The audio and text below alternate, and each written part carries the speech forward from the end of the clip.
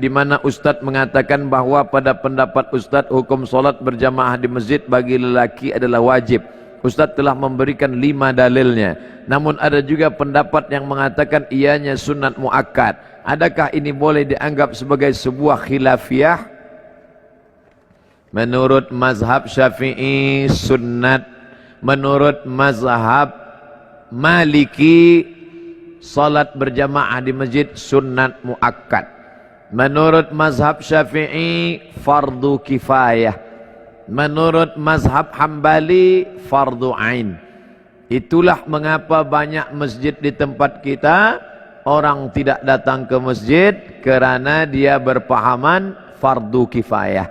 Asal sudah ada imam dengan makmum, sudah fardu kifayah.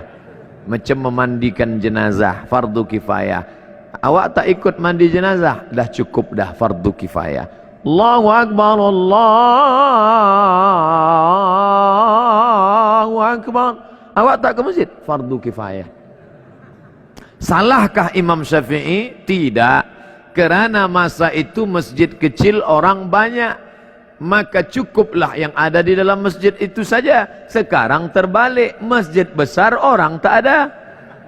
Andai Imam Syafi'i hidup sekarang, tentu ijtihad dia berubah. Kerana Imam Syafi'i ada qaul qadim, ada qaul jadid. Semasa dia di Kufah, Irak, qaul qadim. Pindah ke Mesir tahun 200, meninggal 204, 4 tahun. Datang pendapat qaul jadid, melihat keadaan. Ini ijtihad imam. Melihat keadaan sekarang, umat meninggalkan masjid, perlu kita ambil pendapat yang mengatakan fardu ain. Karena kalau tidak, umat ini akan tinggal. Dalilnya mana? Dalil yang pertama, Nabi selepas salat memandang kepada jamaah, bertanya, asyahidun fulan, asyahidun fulan, asyahidun fulan. Mana si fulan, mana si fulan, mana si fulan. Andai fardu kifayah, tentu Nabi tak bertanya. Cukuplah kita sahaja, yang lain tak sembahyang pun tak apa ke masjid, fardu kifayah. 2, Nabi mengancam, layan tahyanna, mereka yang tidak sembahyang ke masjid, layan tahyanna, berhenti, jangan lagi buat sembahyang di rumah. Kalau mereka tetap buat sembahyang di rumah, la uharriqanna alaihim buyutahum, aku akan bakar rumah mereka.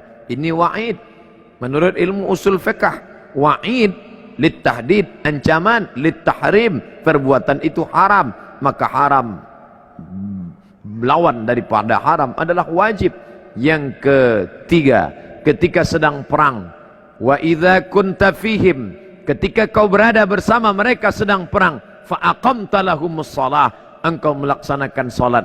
Dalam perang pun tetap salat berjamaah, namanya salat khauf. Imam di hadapan, makmum 2 baris. Baris pertama salat, baris kedua memegang tombak anak panah menjaga serangan musuh.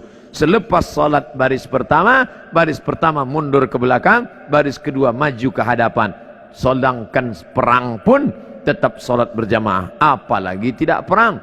Dalil yang keempat, Nabi SAW didatangi oleh Abdullah bin Ummi Maktum. Ya Rasulullah, izinkan aku salat di rumah kerana ana dharir, buta, laisa li qaidun yaquduni, tak ada orang yang dapat membimbing membawa aku ke masjid. Nabi bertanya, atasma'un nida, apakah telingamu mendengar suara azan? Itu menunjukkan orang yang buta tak dapat melihat jalan. Bila dia mendengar, dia tahu di mana letak masjid kerana telinganya tajam. Oh, di sana letak masjid. Apakah kau dengar suara azan? Ya, datanglah ke tempat itu kalau kau mampu. Maka kalau orang buta saja, Abdullah bin Ummi Maktum tua, buta, tak ada yang membimbing, tetap disuruh Nabi. Apalagi yang sehat wal afiat.